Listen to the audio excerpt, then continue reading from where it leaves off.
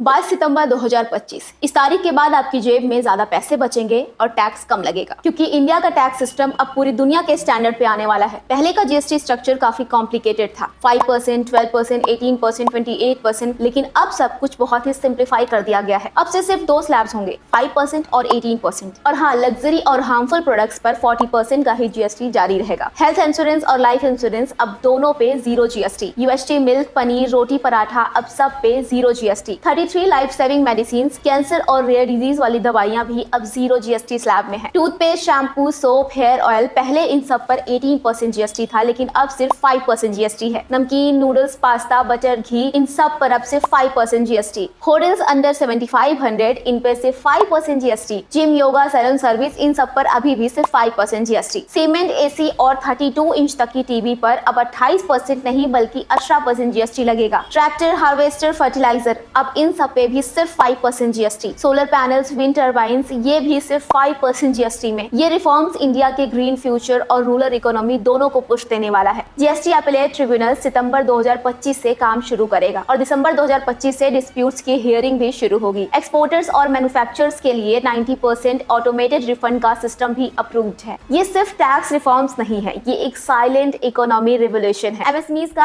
आसान कंपाइलेंस, किसान को सस्ते इनपुट कॉस्ट और आम आदमी को मिल रही है डायरेक्ट सेविंग। एक देश एक टैक्स। अब जीएसटी का मतलब है ग्रोथ, सिंप्लिसिटी, ट्रांसपेरेंसी। तो आप लोगों को जीएसटी का नया स्ट्रक्चर कैसा लगा, हमें कमेंट में जरूर बताएं।